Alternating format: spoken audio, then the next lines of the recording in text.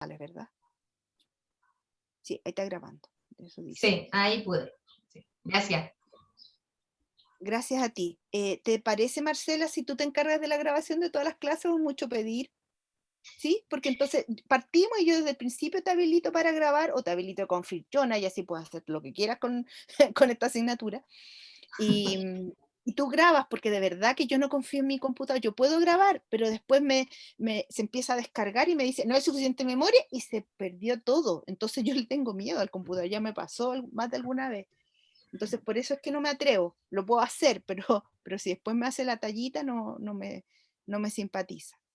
Sí, yo no tendría problema, pero no sé si tengo memoria. Ahora que usted lo menciona, no sé si voy a tener memoria porque no cacho cómo ver eso. No, pero es que ahí te va a avisar, te va a decir cuando no lo puedes grabar. Y lo otro es que tú grabas, lo subes, o nos subes el link, o lo compartimos, me lo manda y algo así, y después vas borrando. Entonces con eso te va ocupando la memoria.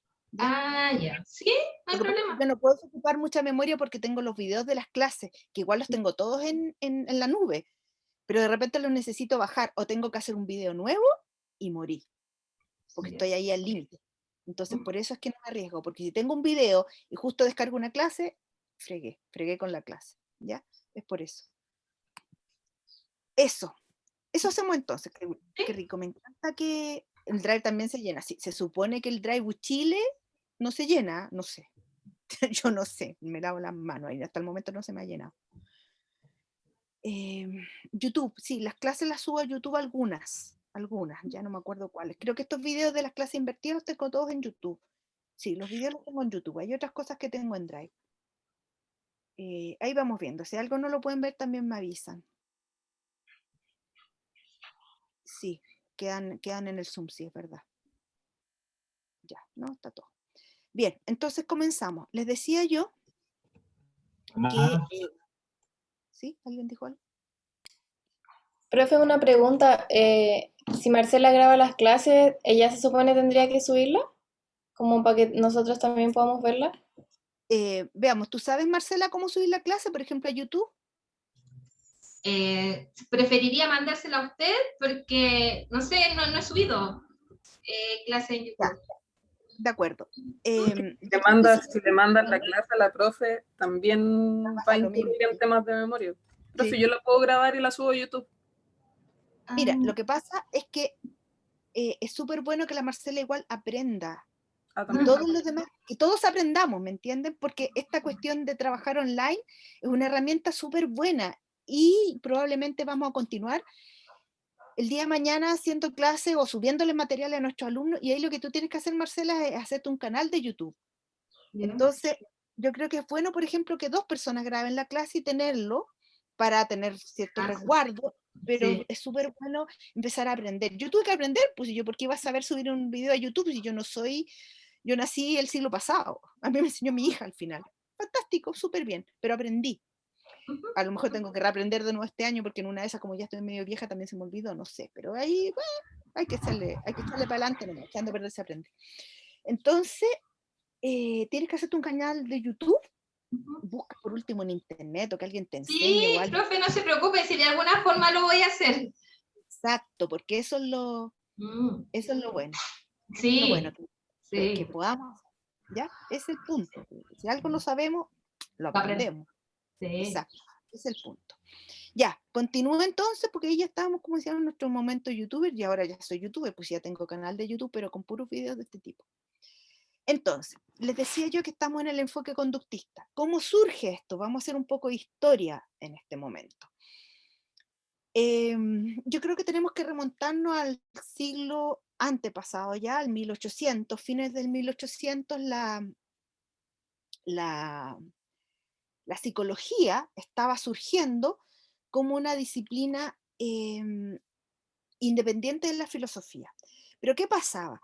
Se necesitaba que la psicología pudiera ser una ciencia. Como filosofía o como parte de la filosofía, usaba como método la introspección, por ejemplo, es decir, la propia persona cuenta lo que le está pasando, pero eso no es objetivo.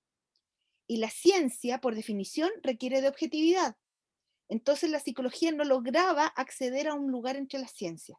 En esa época, 1800, fines del 1800, por ejemplo, para que ustedes más o menos se ubiquen en lo que va pasando, lo que existía estaba surgiendo con mucha fuerza el psicoanálisis de Freud.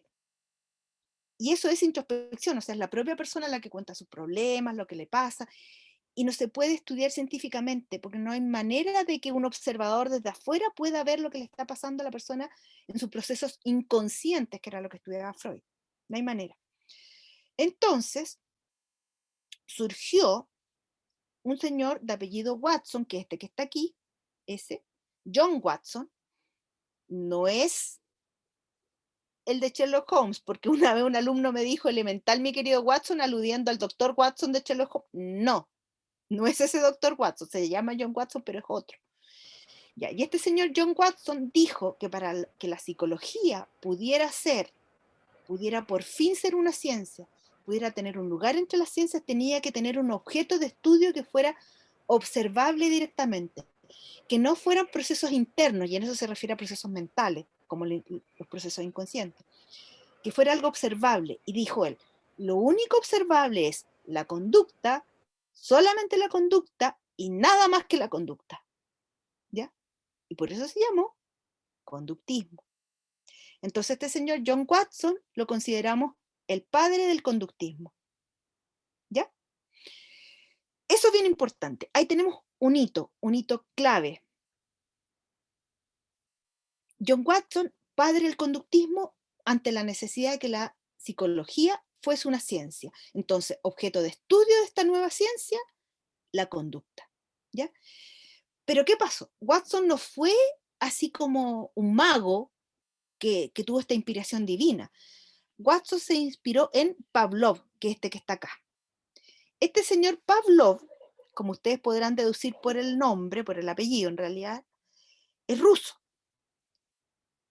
Pavlov es o era un neurofisiólogo ruso, estamos todavía a fines del 1800, y él fue el que descubrió lo que hoy día llamamos condicionamiento clásico, que él llamó reflejo condicionado. ¿Ya? Vamos a hacerle link a Pavlov. Se me perdió el link. ¿Qué le pasó a este?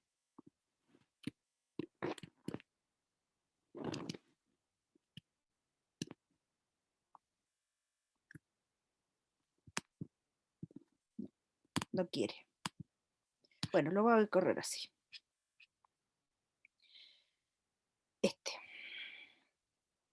Condicionamiento clásico. Su autor es Iván Petrovich Pavlov, neurofisiólogo ruso,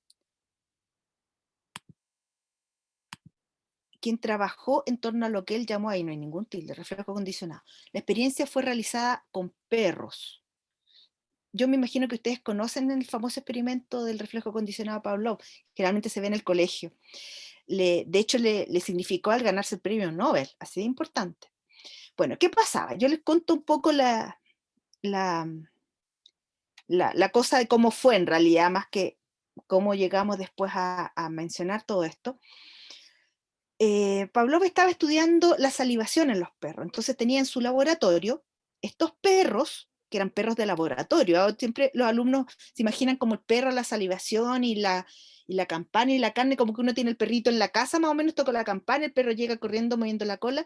No, estos eran unos pobres perros de laboratorio, amarrados con unos arneses, y él estaba estudiando el reflejo de salivación. Reflejo, o sea, automático, depende del sistema nervioso autónomo. Y tenían aquí, en la mandíbula, los perros, incrustados unos receptáculos para recibir la saliva. Entonces, yo me imagino que Pavlov estaba haciendo algo así como, pongo alimento en la boca, qué cantidad de saliva se produce, cuánto tiempo demora entre el alimento y la producción de saliva, como reflejo, ¿cierto? Como reflejo automático, o sea, es al tiro. Pongo el alimento y el perro saliva al tiro. De hecho, nosotros ya sabemos que ni siquiera pongo el alimento y el perro ya está salivando. Ante la sola presencia o cuando sabe que uno va y mete la mano en la bolsa de sus pellets, pobrecito ahora comen pellets, y ahí ya empieza a salivar, o cuando nos ve ya empieza a salivar, porque el perro está condicionado, ¿ya? Pero Pavlov aún no había inventado el reflejo condicionado, entonces lo que hacía era ponía alimento en la boca del perro y luego medía la cantidad de saliva en estos receptáculos en la mandíbula, ¿ya? Entonces, ¿qué pasaba? Hasta el momento tenemos esta parte de abajo de mi esquema. en este caso carne, que en realidad era polvo de carne, porque decía, por ejemplo, 5 miligramos de polvo de carne o 2 miligramos de polvo de carne generan X cantidad de saliva. ¿Ya? Súper científico, medición, ciencia. Entonces ponía la carne y se producía la respuesta de salivación. Y eso lo hacía siempre, hasta que se dio cuenta que él se acercó al perro, iba a poner la carne, o sea, no la había puesto todavía, y ya el perro estaba salivando.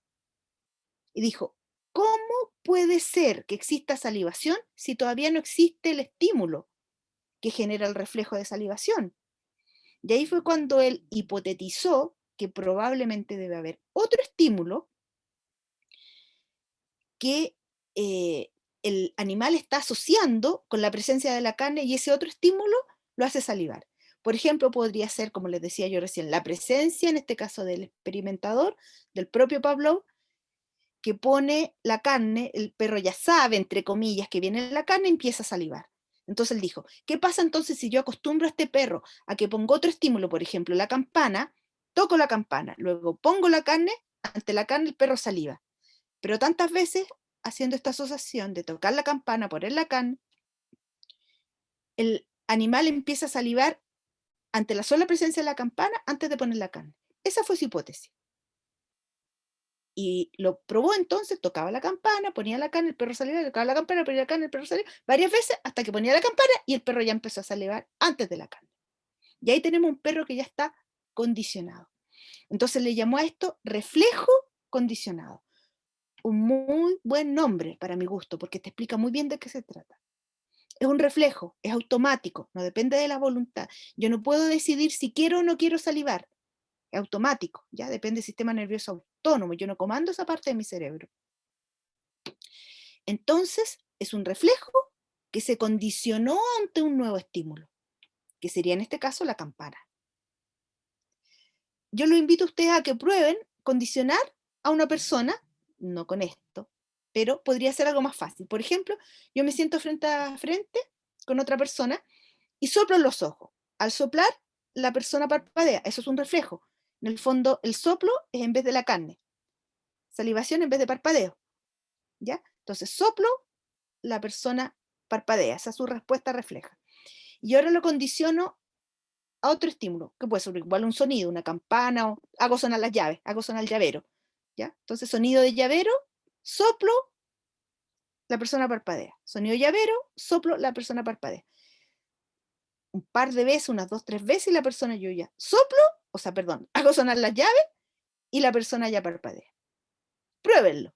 ¿Cuántas veces se necesita de este apareo, de estímulo condicionado con estímulo incondicionado, para que la persona se condicione?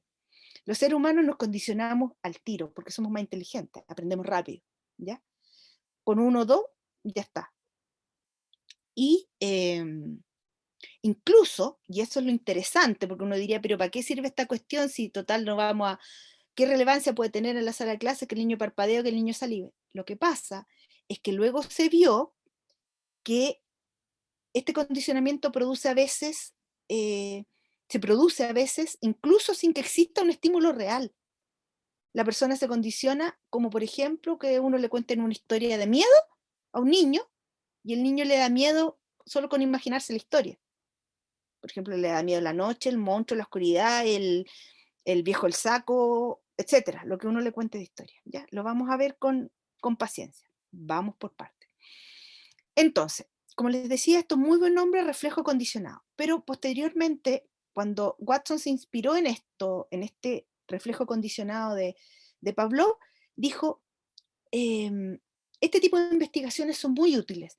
Con el tiempo la psicología puede llegar a demostrar este tipo de asociaciones y por lo tanto levantar leyes que rigen la conducta y de esa manera podemos controlar la conducta de las personas, de niños y niñas, ¿ya?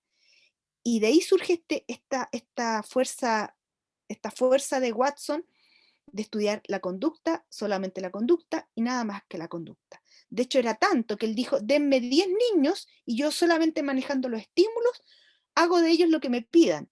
Puedo transformarlo en un profesional, un médico, o un ladrón, o un, qué sé yo, un trapecista de circo, y daba ejemplo. Él no consideró para nada variables internas, como habilidades, gustos, motivación, nada. Solamente manejando las contingencias ambientales, él decía que podía lograr transformar a un niño en lo que quisiera. Así de drástico, casi psicopático diríamos, ¿cierto? Bueno, muy interesante. Y posteriormente entonces la psicología a todo esto le dio nombre y le llamó condicionamiento clásico a este tipo de aprendizaje y le puso nombre a cada elemento. Vamos revisando. Estímulo neutro es un estímulo que no provoca respuesta en el organismo. No provoca, o sea, tocamos la campana al perro antes de ser condicionado y no pasa nada, no saliva, no viene, no mueve la cola, nada. Es un estímulo neutro, ¿ya? Estímulo incondicionado, este que está aquí, la carne. Es un estímulo que en forma natural provoca una respuesta refleja en el organismo. O sea, la carne provoca salivación, cualquier alimento provoca salivación. El soplo provoca parpadeo. Un golpe fuerte provoca el reflejo este de sobresalto, o sea, alguien se asusta, digamos. ¿Ya? Esos son reflejos. Me tocan en la rótula, en la rodilla, la pierna se levanta. Un reflejo también, ¿ya? Entonces, un estímulo incondicionado es ese estímulo que activa ese reflejo. Después está, esto se corrió, estímulo condicionado, el de arriba, o sea, la campana, el estímulo aprendido, ¿ya? Es un estímulo que luego de sucesivos apareos con el estímulo incondicionado, o sea, la campana, luego de asociarse varias veces con la carne, genera una respuesta aprendida por el organismo, o sea, el perro en este caso, aprende a salivar ante la campana. Es una respuesta aprendida. No es un reflejo que el perro salive ante la campana, el perro saliva con la carne, con el alimento. Entonces aprende a salivar con la campana por la asociación con la carne. Por eso dice, luego de sucesivos apareos con el estímulo incondicionado. ¿Ya? Y luego están los dos tipos de respuesta que son las que tenemos acá, respuesta condicionada y respuesta incondicionada. Entonces ya podrán deducir que la respuesta incondicionada es la respuesta refleja. In, que no requiere condiciones, o sea, es el reflejo. Respuesta incondicionada es una respuesta refleja generada automáticamente por la presencia del estímulo incondicionado. La carne automáticamente genera la respuesta incondicionada. Respuesta condicionada es una respuesta aprendida por el organismo producto de la asociación entre estímulo condicionado, campana, y estímulo incondicionado, o sea, la carne. ¿Se entiende, verdad? Estos nombres son súper importantes cuando uno necesita profundizar en el conductismo. Cuando yo les doy lecturas, por ejemplo, sobre esto, aparece todo el rato los nombres de estímulo neutro, estímulo condicionado, y si no lo tienen muy claro, uno se empieza a enredar. Entonces, al tiro hay que pensar en que el prefijo in es el que no requiere condiciones, entonces la parte refleja. Estímulo incondicionado, respuesta incondicionada es el reflejo. Y lo condicionado es lo que se aprendió, que según la condición, entonces, las condiciones en este caso de apareo con el otro estímulo, se genera aprendizaje. Entonces, en este tipo de aprendizaje, lo que se aprende no es una respuesta. El perro saliva y sabía salivar, y sigue sabiendo salivar. ¿Qué se aprende entonces? Lo que se aprende es una respuesta refleja ante un estímulo nuevo. Eso es lo importante. Y ojo aquí, porque después vamos a ver otro tipo de aprendizaje en que ahí sí se aprende una respuesta. Acá lo que se aprende es un estímulo en el fondo. Se aprende a responder con algo que yo tengo, pero ante un estímulo nuevo. ¿Ok? Bien, vamos a ver qué dijo Watson con todo este asunto. Lo que yo le estaba contando, eso de denme 10 niños, que realmente psicopático, pero era lo que él creía, no era por maldad, digamos, ¿no? Profe, ¿Sí? una pregunta, Francisca Tapia por acá. Dígame. esta, eso que dijo de denme 10 niños y yo le enseño a no sé qué cosa, ¿Sí? eso él en algún momento dijo que podía revertirlo, o sea, como una vez que aprendieran una conducta, podía eliminar esa conducta como con el proceso nuevamente. Mira, eso ya es a nivel de pelambria. Ah, ok. Que yo sepa, nadie lo dejó hacer esa brutalidad. Nadie le dio los 10 niños, pero puede ser que bajo cuerda le haya hecho sus cositas. De hecho, les voy a mostrar un experimento que él hizo, que hoy día lo censuraríamos absolutamente. Tengo que dejar de compartir para compartirles el PowerPoint de Watson. Como les digo, a nivel de pelambre, porque si él hizo algo así, no lo iba a estar publicando, menos ahora. O sea, ya.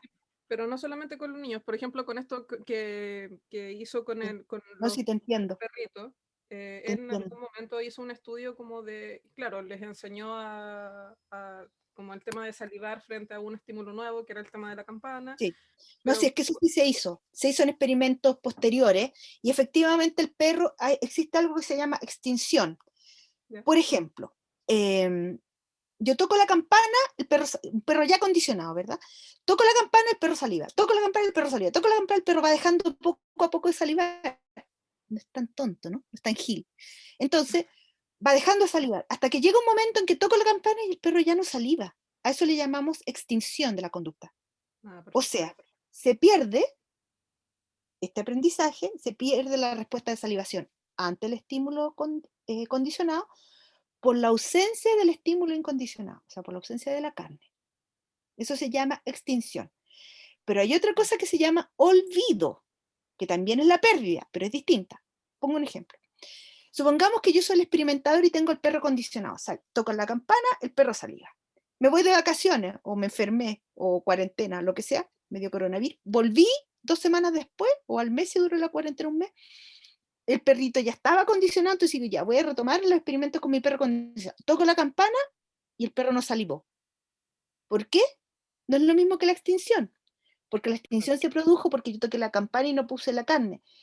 Pero en estas 2 semanas que yo estuve fuera, nadie presentó ni, siguieron alimentando al perro, por supuesto, porque si no se me muere de hambre, pero nadie fue tocando la campana, entonces el perro se le olvidó la cuestión. Eso es olvido, es la ausencia de la respuesta ante el estímulo condicionado por el paso del tiempo. Eso es olvido. En el olvido es importante el paso del tiempo. En la extinción, es la pérdida por la no asociación, SEI, estímulo condicionado, estímulo incondicionado, carne, campana. Esa es la diferencia. En el olvido, el paso del tiempo. Y en el otro, la falta de la asociación de los dos estímulos. ¿Ya? Entonces, efectivamente, se revierte. Ahora yo voy a poner otro ejemplo, que es lo que hizo Watson, a ver si eso lo pudiéramos revertir. Y ahí, ¿qué me dirían ustedes? Les puse, ¿conoce el caso de Albertito? O sea, de Watson con el Albertito, ¿lo están viendo? ¿Sí? Ya. Sí, profe. Si yo lo agrando, no sé si se ve o no se ve. A ver, probemos. Ahí lo puse entero. ¿Se ve también? Sí, sí se ve. Perfecto. Ya, eso quería, porque es como más importante. Dice, ¿conoces el experimento de Watson con el caso de Albertito? El caso de Albertito es un clásico. También aquí a nivel de pelambre les puedo contar que Albertito era hijo de una señora que trabajaba en la casa de Watson, supongamos como hijo de la nana, algo así. Era un niño chico, 2 años, un niño amorosito, no daba problema, entonces iba con su mamá a trabajar a la casa de Watson, y Watson haciendo sus experimentos con esto de me 10 niños, yo hago lo que sea, manejando las contingencias ambientales, se le ocurrió agarrar a este niñito y lo usó para sus experimentos. Esto es verdad, el famoso caso de Albertito. Entonces estaba el niño jugando y él acercaba un estímulo peludo, que podría ser un conejo, una rata. Si ustedes se meten a YouTube, aparece el caso de Albertito y aparece con una rata. Yo efectivamente no sé con qué animal fue el original. Yo puse un conejo porque me resultó más simpático. Pero es como un estímulo de un animal peludo. Entonces el niño no le tenía miedo a este animal, esa es la gracia. El niño jugaba con el animal, pero Watson hacía sonar un gong. El niño se acercaba al animal y Watson hacía sonar un gong. Yo puse ese mono porque son con 3. Supongamos que ese pato es Watson, ya hace sonar un ruido fuerte y el niño se asusta por el ruido y llora. ¿Ya? Entonces, cada vez que el niño se acerca a este estímulo peludo, el conejo, la rata, Watson hace sonar el gong y el niño se asusta. Entonces, al final, se condicionó y cada vez que aparece este animal, el niño ya llora. ¿Ya? O sea, en el fondo, el ruido es equivalente a la carne, el llanto, por supuesto, es como la salivación, y el conejo, el animal peludo, es como el estímulo condicionado, o sea, como la campana. ¿Me siguen? Entonces, el niño llora. Y esto funciona así. Cada vez que Albertito se acercaba al conejo, Watson hacía sonar un gongo. El niño se asustaba y lloraba. Albertito aprendió a tenerle miedo a los conejos. ¿Se dan cuenta que ahí lo que se aprende es una respuesta ante un estímulo nuevo. O sea, no es que el niño no supiera llorar. Lo que hace ahora es llorar ante el conejo o rata, como quiera. Albertito desarrolló fobia a los conejos. Es el famoso caso de Albertito. Y aquí anoté textualmente la frase célebre de Watson, porque yo la encuentro genial. Dice, dadme una docena, no eran 10, dadme una docena de niños sanos, bien formados, para que los eduque, y yo me comprometo a elegir uno de ellos al azar y a adiestrarlo para que se convierta en un especialista de cualquier tipo que yo pueda escoger, médico, abogado, artista, hombre de negocio, incluso mendigo o ladrón, prescindiendo de su talento, inclinaciones, tendencias, aptitudes, vocaciones o raza de sus antepasados. Psicopático, insisto, pero, pero no. En esa época tampoco había ética en la investigación. Hoy día sería impensable una cosa así. Pero Watson estaba probando y efectivamente lo interesante es que lo comprobó, o sea, es útil para nuestro estudio. Yo hoy día sé, por ejemplo, que un niño va al colegio y yo lo reto porque llegó tarde, lo reto porque tiene la camisa afuera, lo reto porque tiene el pelo largo, lo reto por las 1000 cosas que a un niño lo retan en el colegio. ¿Y ustedes creen que el niño va a querer ir al colegio? Estoy condicionando, asociar colegio con pasar un mal rato. Yo voy al colegio, me retan. ¿Quiero ir al colegio? Obvio que no. ¿Es agradable el colegio? No. ¿Qué creen ustedes que ha ido pasando con nuestro sistema escolar con tanta actitud coercitiva? Si cada vez que uno ve a los niños, los reta, los trata mal, les llama la atención, llamar la atención. Dar atención a una persona es un estímulo favorable, lo vamos a ver luego. Es como retar a un niño, castigar a un niño, pasar ratos desagradables, bueno. Entonces, ¿qué es lo que hemos visto en síntesis? ¿A dónde quiero llegar? Lo que acabamos de aprender del reflejo condicionado de Pavlov, ¿es aplicable en seres humanos? Sí. Lo más útil para nosotros, y como profesores o futuros profesores en el caso de ustedes, es que se ha demostrado que por esta vía de reflejo condicionado se pueden condicionar las emociones, que es lo que hizo Watson con el caso de Albertito. Le enseñó al niño a tener miedo ante un estímulo, al que él no le tenía miedo. Como los niños chicos que van al colegio felices cuando están, no sé, en kinder, en prekinder, y después ya no. ¿Qué pasó? Diría Watson. ¿Qué pasó ahí? Algo pasó ahí. Bueno, el punto es que nosotros podemos condicionar las emociones y eso es delicado y es útil para nosotros aprender, entender y aprender que podemos hacerle mucho daño a las personas, pero también podemos ayudar. Porque alguien me podría decir, ¿se puede revertir esto de Albertito? También el Pelambre dice que cuando llegó la mamá de Albertito y vio que el niño lloraba con cualquier cosa peluda, porque el niño después generalizó, es un proceso que se llama generalización, por ejemplo, que el perro saliva con la campana, pero también yo toco un timbre y el perro saliva, eso es generalización. Entonces yo pongo un conejo y el niño le da susto, pongo una rata, el niño le da susto, pongo un objeto peludo, por ejemplo un abrigo de piel, y el niño llora, eso es generalización, ¿ya?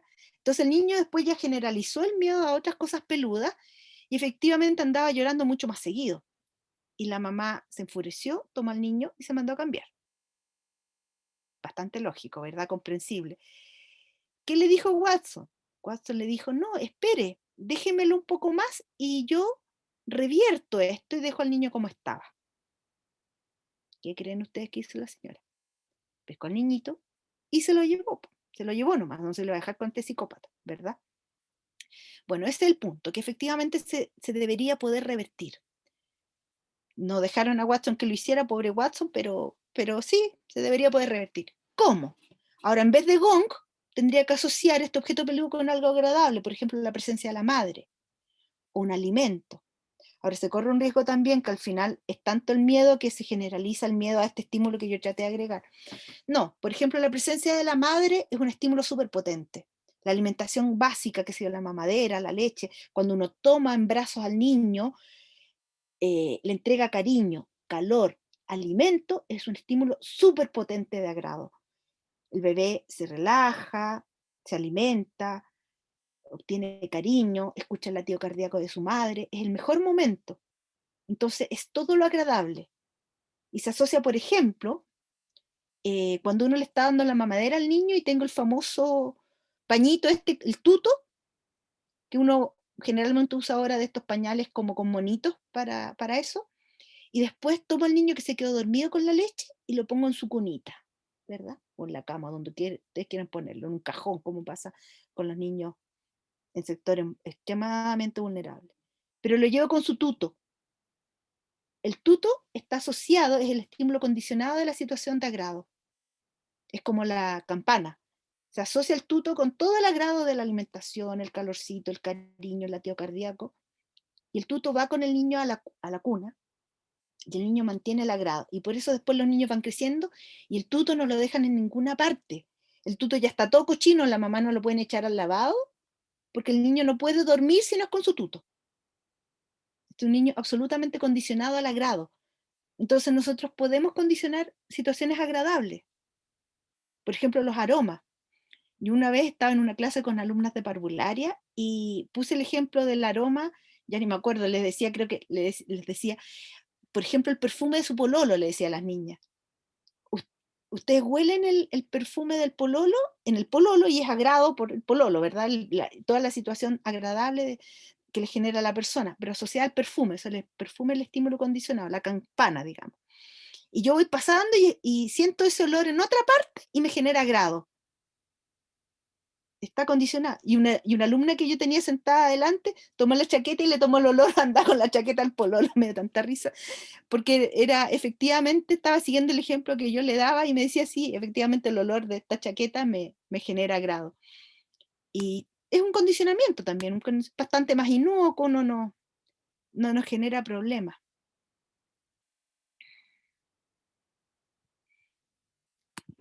¿Alguna pregunta hasta aquí?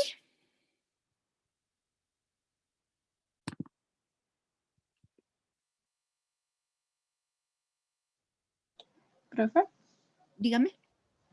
que entiendo que el condicionamiento se produce cuando hay como una idea que se va repitiendo, pero ¿qué pasa cuando sucede una sola vez y marca a la persona? Como que en esa situación sería un trauma. No, es lo mismo, es un condicionamiento clásico, todo depende del paradigma con lo que tú lo estés explicando nomás, pero es lo mismo. Lo que pasa es que las personas nos condicionamos súper rápido, por eso yo les decía hace un rato que si ustedes prueban, por ejemplo, condicionar a alguien con el tema del reflejo del parpadeo, el reflejo palpebral, quizá con 1 o 2 soplidos baste para condicionarlo, porque los seres humanos somos inteligentes. Yo le cuento a un niño un cuento de miedo y el niño con solo imaginarlo se condiciona. No necesito ni que exista el viejo del saco, ni que exista no sé, el monstruo que le conté en el cuento o lo que sea, porque con eso ya al niño le da miedo. Por ejemplo, uno podría contarle un cuento al niño, qué sé yo, no sé, supongamos que voy a una casa y hay piscina. Y yo tengo pánico que el niño vaya a caerse dentro de la piscina. Entonces le digo, no vayas a acercarte a la piscina porque adentro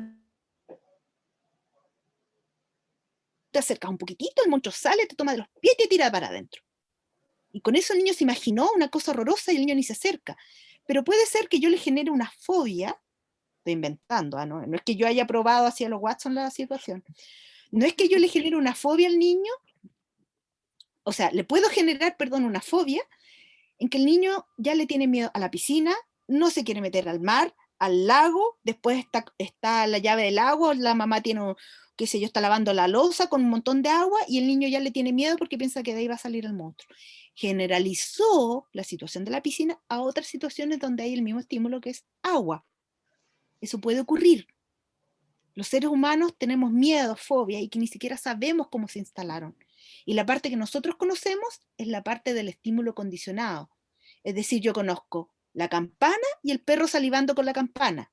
O sea, conozco un niño y un niño que le tiene miedo a X estímulo, por ejemplo, del colegio. O la situación de prueba. Nadie le pegó quizá por irle mal en una prueba, o quizá sí. Pero la cosa es que el niño tiene pánico que le vaya mal en la prueba. Entonces está en la prueba y ya está tiritando, empieza a transpirar, algunos hasta se desmayan, me ha tocado tener alumnas desmayadas en las pruebas. Y es solamente ante el miedo, el nerviosismo, es todo el fantasma, el monstruo que se inventó con la situación de evaluación y el fracaso. O sea, me va mal, me echo el ramo, pierdo la carrera, voy a estar viviendo en la calle. Nada de eso ha ocurrido. Y capaz que no ocurra nunca.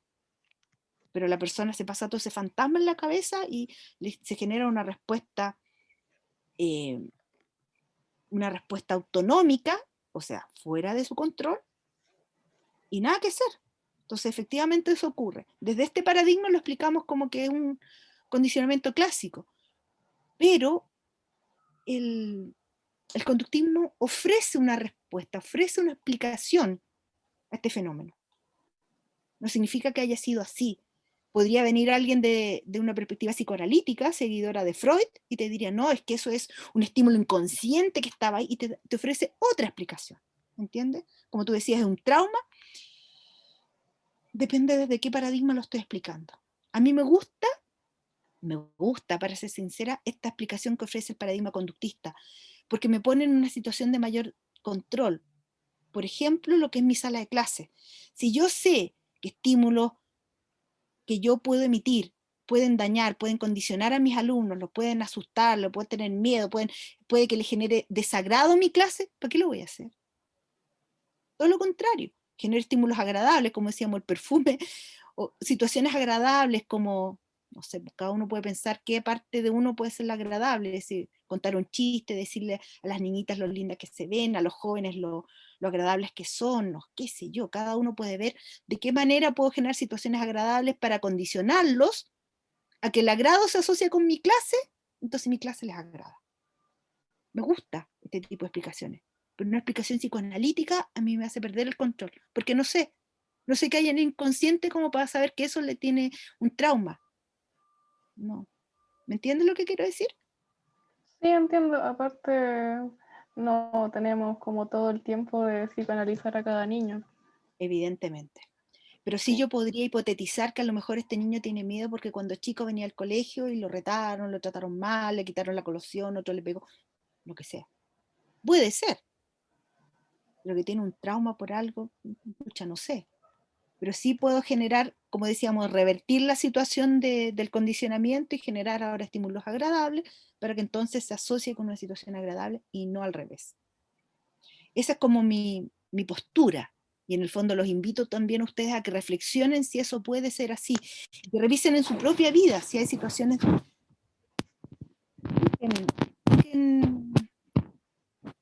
expliquen su propio sentir en el colegio, por ejemplo, porque eso no es nuestro, ¿verdad? Pueden explicar su propio sentir en cualquier parte, pero estamos aquí para la parte de lo que es la sala de clase.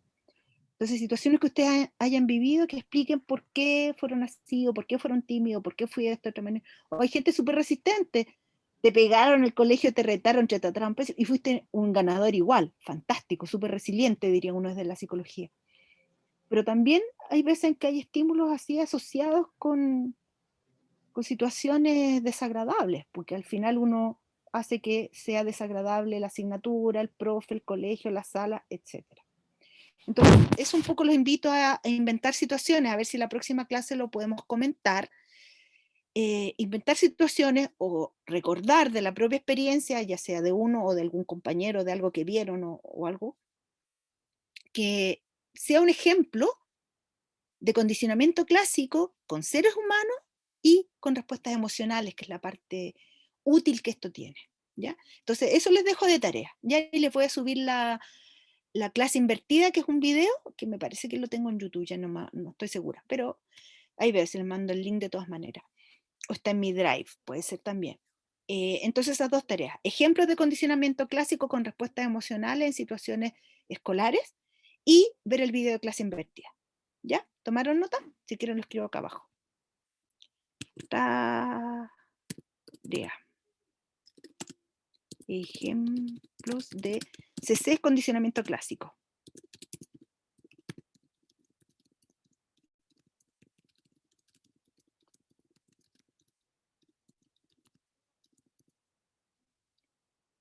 Punto. Esa es una tarea. Y la otra tarea, tarea 2, ver clase invertida, que les voy a mandar el link un ratito más o en la noche. Ver clase invertida, se enviará link. ¿Está claro? ¿Alguna duda? ¿Comentario? Da la impresión que como es bajo la óptica del conductismo, el proceso de extinción y olvido o sea, es más largo, cuesta más llevarlo a cabo que el reflejo condicionado. No sé si están así. Bueno, los conductistas fueron súper experimentales en todo, ¿ah?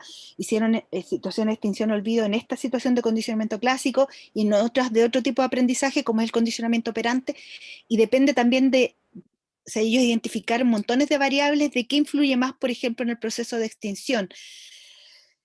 Pongo un ejemplo nomás para no alargarme. Supongamos que yo al perro lo condicioné en que toco la campana, pongo la carne, perro saliva, ¿verdad? Después pongo la carne, sin la campana, el perro saliva. O sea, lo hago a veces sí y a veces no, ¿me entiendes? Entonces la adquisición demora más, quizás demore más en condicionarse, pero también es más resistente a la extinción, ¿me entiendes?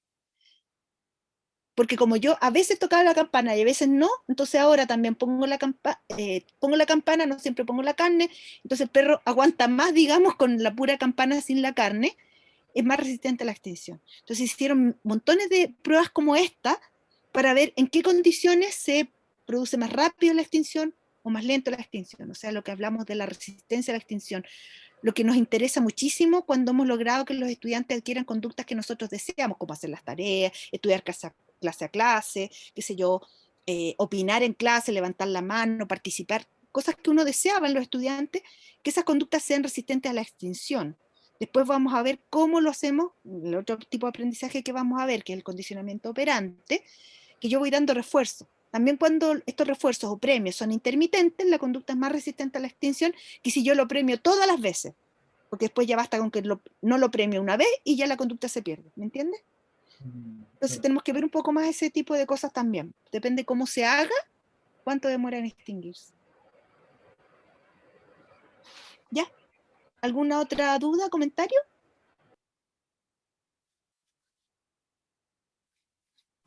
Todo bien, profe. ¿Todo bien? Bueno. Entonces les doy las gracias por su presencia. Como les decía, les dejo esas dos tareitas y les voy a mandar el link de la clase invertida para seguir con esta parte de conductismo. Pueden continuar revisando todo el material que tiene la parte celeste para que ya podamos ir aclarando dudas y porque vamos a ir metiendo más y más conceptos, entonces no quiero que se enreden, no quiero que lo vean todo de una vez, sino que vayamos poco a poco integrando, ¿ya? Entonces revisen el material para poder avanzar y que vaya quedando más claro. ¿Estamos? Sí, profe. Profe, yo durante la tarde hago lo del canal, subo la clase y le mando el link. Si haces el canal de YouTube y tienes link y tienes todo, lo puedes mandar a todo el curso, lo puedes subir en material. Yo subo las cosas en material docente, ustedes pueden subir las cosas en material de alumnos, creo que hizo material de Ya, estudiantes. sí, sí. Entonces lo puedes subir también a la plataforma tú misma. Ya. ¿Ya? Y cualquier duda me pregunta, pues me escribe y lo Sí. vamos viendo. Ya, fantástico. Gracias. Muchas gracias, Marcela. Ya, que estén muy bien, chicos y chicas. Nos vemos entonces, si Dios quiere, la próxima semana, el día martes, en este mismo horario, en esta misma